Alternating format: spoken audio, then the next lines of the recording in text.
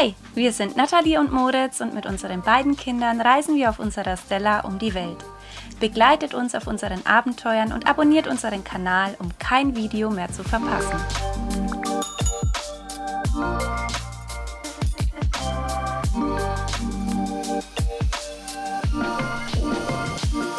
Letzte Woche sind wir von den Kanaren nach Madeira gesegelt. Keine einfache Überfahrt. Umso größer war die Freude, als der Anker dann vor Funchal gefallen ist. 3 Tage liegen wir nun schon vor der Inselhauptstadt und haben uns von der Überfahrt erholt. Heute nehmen wir euch ein bisschen mit in unseren Alltag an Bord und zeigen euch erste Eindrücke von Funchal.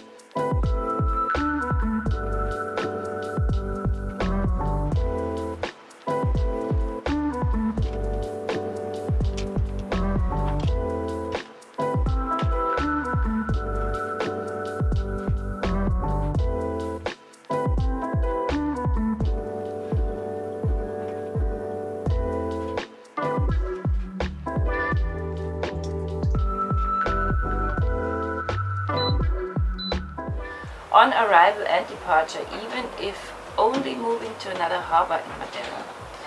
Also wir haben gestern erfahren, dass wir hier in Madeira einklarieren müssen, obwohl wir deutsche Flagge haben, also ein EU-Boot sind.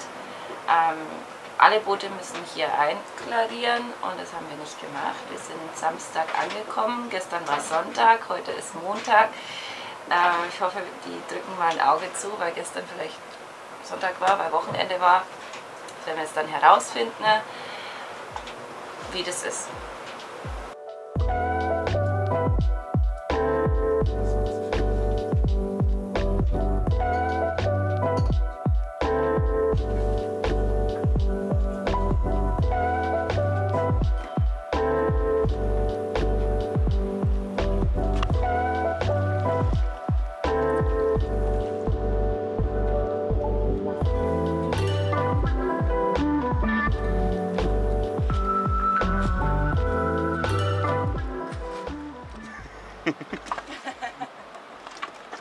Bereit? Ja, wir sind bereit. Passe ich da noch mit rein? Ja, du kannst dich dahin. Okay. Geht schon. Ja, Floggy, Hoggy, Woggy. Jeder muss auf seinen Plätzen bleiben, sonst fallen wir ins Wasser. Alle nach Oh, schau mal, vorne. wie der Papa das elegant löst, jetzt hier reinzukommen. Alle müssen nach vorne, dass wir ins Gleiten kommen mit 4 Patronen. Wir kommen so bestimmt nicht ins Gleiten. Oh Mann. Wir haben leichte Steuerportseite. Ja. Vorsicht, Arm kommt. Dass es ein bisschen Ausgleich ist. Wir haben viel Rückengewicht vorne, oder?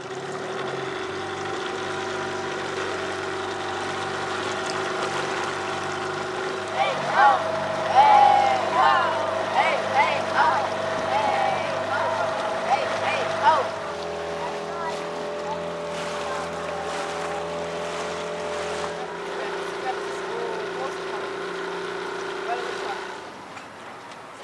Das da. Das ist auch 2021. Das Rottenzeichen ist ein Smiley mit einer Gabe und ein Messer so. Totenkopf und lustig. 2014. Dafür, dass es alt ist, hat es aber ganz schön lange gehalten. Weißt du, wo wir hin müssen? Hier direkt da vorne. Das,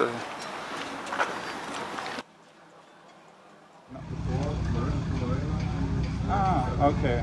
But if we don't stay in the marina, we stay outside? No, it's the same. Okay. Einklariert sind wir, war relativ reibungslos, man musste nur die Schiffspapiere und unsere Ausweise abgeben, die werden kurz registriert und schon sind wir eingecheckt und jetzt gehen wir noch kurz zur Marina und fragen, ob wir hier das Ding hier auch so lassen können, wo es steht oder ob wir es irgendwo anders hinstellen sollen, weil wir zahlen ja keinen Hafenplatz. Lieber mal fragen.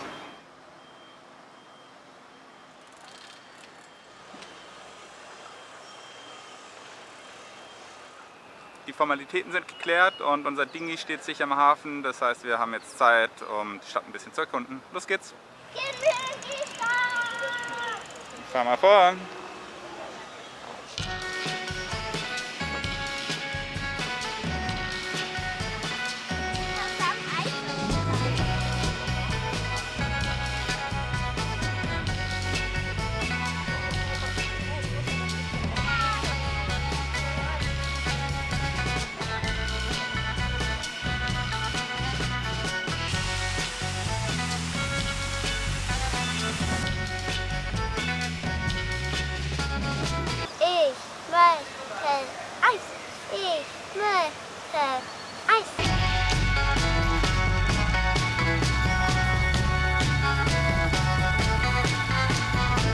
Deine Mama würde sich hier sehr wohl fühlen. Ja, es ist echt... Eine ganze Stadt wie ein Blumenladen. Es riecht auch in der ganzen Stadt wie im Blumenladen.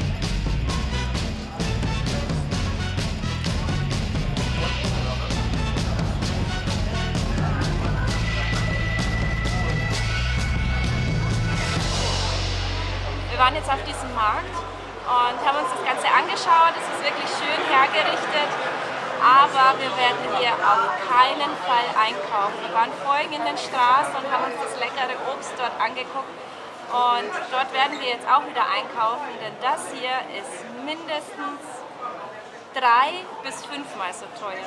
Also nur gucken, nicht kaufen.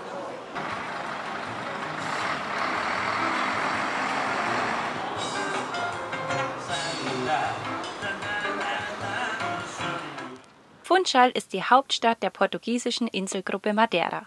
Etwa 112.000 Menschen leben hier auf 76 Quadratkilometern. Das sind mehr als 40% der gesamten Insel.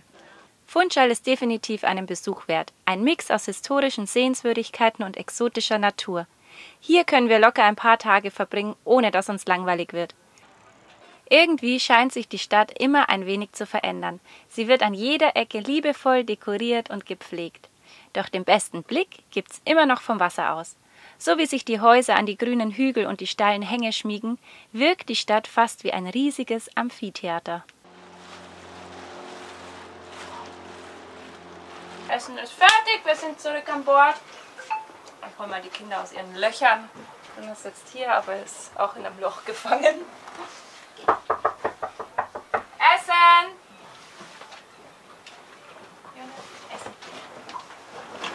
Kein Deckel mehr drauf. Also das ist echt krass. Ich bring's jetzt nicht weg, ich habe den jetzt schon heiß. Also ich habe mich gerade beim Kochen wieder geärgert, dass unsere Töpfe immer hin und her rutschen. Von unserer Induktionsplatte rutscht immer alles runter, also koche ich jetzt lieber mit Gas, wenn es wackelt. Dann müssen wir unsere Töpfe immer festschnallen. Und dann habe ich mich gefragt, wieso ist unser Herd eigentlich fest und wieso können wir ihn nicht schwingen lassen? Und Moritz macht sich jetzt gerade auf die Suche. Es geht. Er hat auch so eine Aufhängung, allerdings ist unten irgendwas verklemmt. Also das müsste eigentlich gehen. Und? Das ist eklig. Oh Mann. Also hinter dem Herd.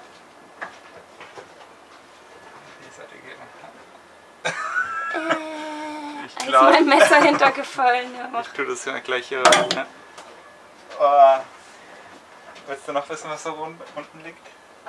Haus raus. Nee, lieber nicht. Ekelhaft. Essen von 3 Jahren, was immer so hinten runterflutscht. Oh, wir brauchen nur einen riesen Lappen oder... Das ist wie in so einer Fritteuse und in so einer Frittenbude, wo schon seit 30 Jahren kein Fett mehr weggewaschen worden ist. Oh. 30 Jahre, jetzt übertreibt man nicht. Ja. Geht's oder geht's nicht? Es geht, man muss entweder Holz entfernen oder diese seitlichen Halterungen eben höher setzen, dass es dann frei schwingen kann. So sitzt jetzt einfach unten drauf auf dem Holz. Das geht natürlich nicht, dann schwingt es nicht. Wie du willst. Was zu tun, dauert 1-2 Stunden. Okay, mach den Herd wieder hin. Ich kaufe mir so Silikon-Anti-Rutschplatten für meine... Sicher. Erstmal ja. Okay, dann darfst du jetzt noch rausputzen. Ja.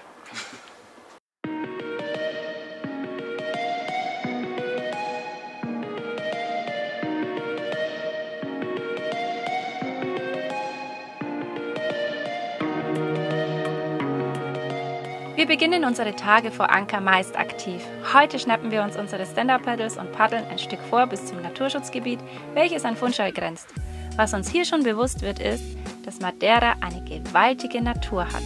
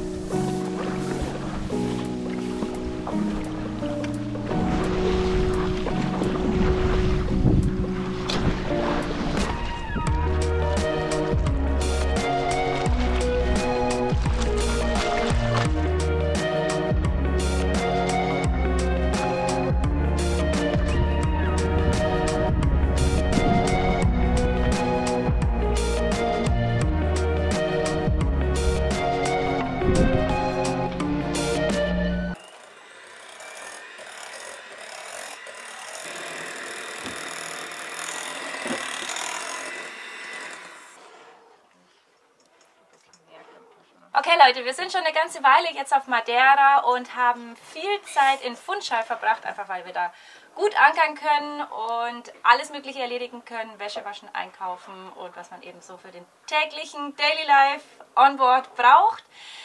Wir kennen Funchal jetzt schon ganz gut und es gibt eins, was ihr unbedingt machen solltet, auch wenn es ein bisschen sehr touristisch ist, nicht ein bisschen, sehr touristisch und vielleicht ein bisschen überteuert, aber es ist es auf jeden Fall wert. Ihr solltet in Funchal Schlitten fahren gehen. Auf geht's!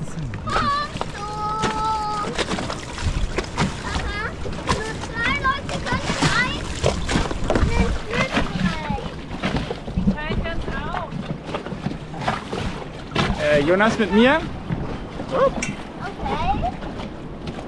Oder? Jonas, das ist der Papa. Achtung, hier, fang. Haben wir nicht gesagt, du steigst wieder als erstes ein? Ja. Die Dinghy-Fahrt vom Ankerplatz bis zum Hafen zieht sich ganz schön. Etwa 15 Minuten sind wir hier unterwegs.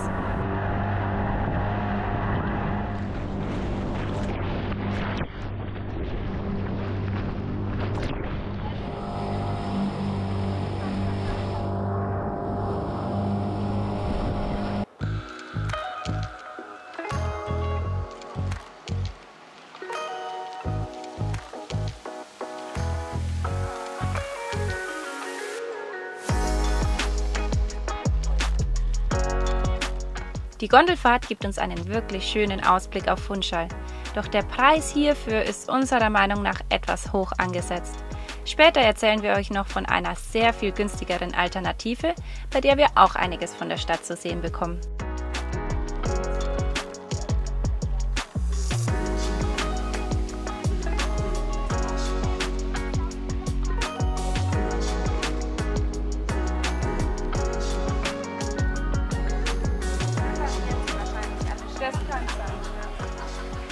Ach Mann, heute ist Sonntag und wir haben gerade erfahren, diese Schlittenfahren Montag bis Samstag, aber Sonntag ist einfach frei. Jetzt sind wir umsonst hier hochgefahren. So. Oh, da gibt es auch richtig Breite. Guck mal, die Straße da runter ist das schon nett. Das letzte Mal hat es ja nicht ganz geklappt mit unserer Schlittenfahrt, aber wir wollten es nicht verpassen und haben uns dieses Mal die sauteure Gondel gespart. Da haben wir 12,50 € pro Person und 6,50 € für den Jonas gezahlt. Und für den Bus waren es jetzt 1,90 €. Genau, also wir haben den Bus genommen und versuchen es jetzt nochmal, dass wir einen Schlitten kriegen und mit dem Schlitten nach unten fahren können.